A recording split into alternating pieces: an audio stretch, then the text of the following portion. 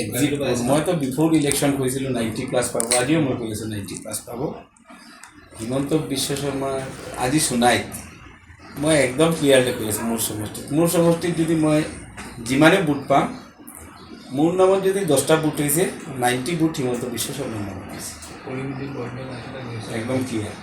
তো অসমত গভৰ্ণমেণ্ট হ'বতো খাটাং, চিট যিমান আহিব 90% seat because of Himanta Biswa Sarma. বৰাকত কেনেকুৱা হ'ব? আপোনাৰ সমষ্টিত কেনেকুৱা? 2 পৰা 3 কংগ্ৰেছে পাব। আপোনাৰ সমষ্টিত? মোৰ সমষ্টিটো আপোনালোকে দিছে 50-50, মই মানি লৈছোঁ 50-50। 4 তাৰিখ আৰু বেছি দিন নাইতো, মই এতিয়া জিকিম বুলি কৈ লাভ আছে। আপোনালোকে মই হাৰিম ক'লেও নামানে, জিকিম ক'লেও নামানে, এনেকুৱা পজিশ্যনত মোক ৰাখিছে। তো সেইকাৰণে মেণ্ডেট যি দিছে আৰু এইটো লৈ কোনো কথা নাই, কিন্তু বুট যিমান চুনাই থৈছে মুখ্যমন্ত্ৰীৰ নামতে দিছে। আপোনাৰ এতিয়া কনফিডেন্সটো কেনেকুৱা, জিকিব নে হাৰিব? মোৰতো কনফিডেন্স বহুত বেছি। মইতো জিকিম কাৰণে সিহঁতো এজিপি আছে, ইমানখিনি মোৰ সোণাই মানুহৰ ওপৰত কনফিডেন্স আছে কাৰণে মই কৈছোঁ জিকিম। তাতে কোনো কনফিডেন্স নাই, লিড লৈ বহুত এক্সপেক্ট আছিলে, কিন্তু আমাৰ মুছলমান মানুহখিনি অসমত গোটেই মানুহে দিনত 11টাৰ পিছত একদম গৌৰৱ গগৈ মুখ্যমন্ত্ৰী পাতি চৰকাৰ পাতি দিয়ে। তো এই এটা হাৱাত গৈ অলপ চলপ বুট কম হৈছে, এক্সপেক্টেশ্যনতকৈ বুট কম হৈছে, বেলেগ একো নাই। মই কেতিয়াও লিড লৈ কোনো হেৰি নাই যে কিমান লিড হ'ব কিমান নাই, যদিও আপোনালোকে 50-50 দিছে, তো মই কনফিডেণ্টলি কৈ আছোঁ মই জিকিম, তাত কোনো 1% ডাউট নাই। বিৰোধী কি হ'ব? এইটো যে মিত্ৰজোঁট হ'ল, গৌৰৱ গগৈ, কিন্তু কংগ্ৰেছে তো ভাল ৰিজাল্ট কৰিছে মোৰ হিচাপত। মই ধৰি লৈছিলোঁ যে কংগ্ৰেছে অপজিশ্যন লিডাৰটো নাপাব, এতিয়া দেখিছোঁ অপজিশ্যন লিডাৰটো পাব। খাটা কিমানমান পাব কংগ্ৰেছে? ±30 পাব। মানে অল অপজিশ্যন 10, 26, 30, মানে not to be exceed 35, all opposition বিল' 35। এজিপি কিমানমান পাব? 10±, 32-33 কৰি লাভ নাই, 10+। আগতকৈ তেতিয়াহ'লে এজিপি বাঢ়িব, আগতে 9খন আছিলে, এখন আছিলে, এখন মাৰিব। মইতো কোৱা উচিত নহয়, কিন্তু মইতো ৰাগ ডাক নাৰাখোঁ, যি হয় এইটোৱে কৈ দিওঁ আৰু। চাওক, বৰাকবেলিত আৰু ভাল হ'লেহেঁতেন, কংগ্ৰেছৰ কোনো স্পেচই নাছিলে, তথাপিও কম্পাৰেটিভলি কংগ্ৰেছে নাম্বাৰছ অফ বুটৰ শ্বেয়াৰ যিটো বৰাকবেলিত বহুত ভাল পাইছে, হিচাপতকৈ বেছি পাইছে। মোৰ হিচাপত নাম্বাৰছ অফ চিট বহুত কম পাব, 2 হ'ব পাৰে, 3 হ'ব পাৰে, কিন্তু নাম্বাৰছ অফ মানে পাৰ্চেণ্টেজ অফ বুট বৰাকবেলিত বহুত বাঢ়িছে, যি হিচাপত অৰ্গেনাইজেশ্যন নাই, একো নাই।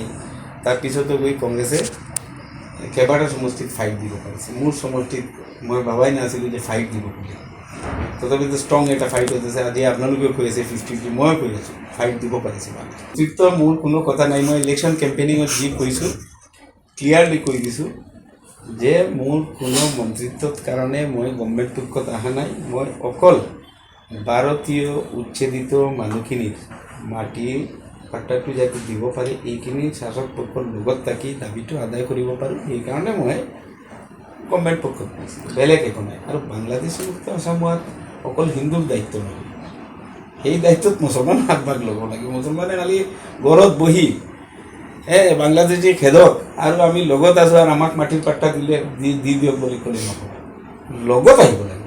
বাহিৰত থাকি, বাউণ্ডাৰীৰ বাহিৰত থাকি কোনো একো নহ'ব নহয়।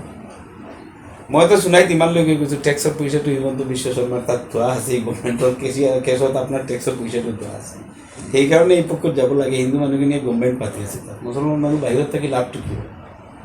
এইটো মুছলমানেতো বহুত মেজৰিটি মানুহেতো মুছলমানে একদম চিঞৰ বাখৰ কৰি গভৰ্ণমেণ্ট পাতি দিছে। 4 তাৰিখ বেছি দিন নহয়তো, যদি এক্সট্ৰিম ভাল হয় 35 পাব অল অপজিশ্যন। কি বিৰোধী চৰকাৰ গঠনৰ যিটো সপোন, আৰে ক'ত সপোন, কোনদিন সপোন? এইটোতো বিৰোধীৰ মুখতে। তেওঁলোকেতো কৈছে মোক কোনোবাই গালি পাৰিছে, মোক বেয়াকৈ কৈ দিছে, ধৰি লৈছোঁ মই কোনোবা মুছলমানৰ হিমন্ত বিশ্ব শৰ্মাই বেয়াকৈ কৈ দিছে, ইয়াৰ মানে কি গভৰ্ণমেণ্টখন হৈ যাব? ইলেকশ্যনৰ আগদিনা নমিনেশ্যন লৈ গৈ যে গোটেইকেইটা চিট জিকি যাব মই নকওঁ, but numbers of vote, percentage of vote, ভাল সংখ্যক বুট এজিপিয়ে পাব এইবাৰ মুছলমান। কিমান আহিব আই ডোণ্ট নো, বাট বুটটো বহুত ভাল হৈছে। জিকি হোৱাৰ চান্সটো নাই খালি আছে, জিকিয়াৰ চান্স আছে, 3-4টা জিকিবলৈ চান্স আছে। মোৰটোতো ধৰক আপোনালোকৰ মতে 50, মোৰ মতে জিকিম। জাভেদ ইছলাম জিকাৰ পূৰ্ণ সম্ভাৱনা আছে। তাৰপিছত আমাৰ জাকিৰ লস্কৰ জিকাৰ পূৰ্ণ সম্ভাৱনা আছে। ইকবাল আমাৰ ইকবাল হুছেইন কৰিমগঞ্জৰ তেওঁৰ সম্ভাৱনা আছে। আমাৰ ৰহিম জিমৰানৰ ভাল এই 1, 2, 3, 4 5টা চিটটো একদম টাফ ফাইট দিছে। এইটো মোৰ ৰাইজে এইবাৰ একেবাৰে একদম মেচিয়ৰ মেণ্ডিট দিছে। নাম্বাৰছ অফ চিট যদি বেছিও হয় NDA পাৰ্চেণ্টেজ অফ ভোটত আকৌ কংগ্ৰেছক অলপ আপ কৰি দিছে। এইটো মই কোৱাৰ কথা নহয়, NDA ধৰিব 90+ হ'ব, তাত কোনো সন্দেহ নাই। কিন্তু ডেমক্ৰেচিৰ কাৰণে হেল্ডি এটা পৰিৱেশ অসমৰ ৰাইজে সৃষ্টি কৰিছে। মানে আপুনি আগতে কৈ আছিল যে গৌৰৱ গগৈক সভাপতি দিব লাগে, এতিয়া গৌৰৱ গগৈক সভাপতি দিয়াৰ কাৰণেতো এতিয়া সেইটোৱে ডেমক্ৰেচিটো অলপ ষ্ট্ৰং হৈছে। নহ'লেতো আৰু ভূপেন বৰা বিজেপিতে আহি গ'ল। মই কোৱা নাই নেকি ভূপেন বৰা বিজেপিত যাব আহিব? এতিয়া মই কৈ আছোঁ বহুত লিডাৰ ডাঙৰ হাৰিব কংগ্ৰেছত, বুজিছে নাই? হাৰা জিতা ৰাজনীতিত থাকে, এইটো লৈ কোনো কথা নাই। কোন হাৰিব মই নকওঁ ভাই, আৰু কিমান প্ৰেডিকশ্যন 50-50 থাকে আপোনালোক, মই কাৰ প্ৰেডিকশ্যন? বিৰোধীৰ একমাত্ৰ ভৰসাটো আণ্ডাৰ কাৰেণ্ট। কি দিছে আণ্ডাৰ কাৰেণ্ট ক'ত? মুছলমানৰ তাত। মুছলমানৰ গোটেই চিট পালেওতো 22টা হ'ব। যদি নিজে MLA হ'ব নোৱাৰে, মুছলমান 22টা লৈ হাত চাপৰি দিয়ে মোৰ কৰিব লাগে কি আছে? BJPৰ কৰিব লাগে কি আছে? AGPৰ কৰিব লাগে কি আছে? NDAৰ কৰিব লাগে কি আছে? যিকোনো খবৰৰ বাবে যোগাযোগ কৰক আমাৰ এই নম্বৰত 9181 307 2221।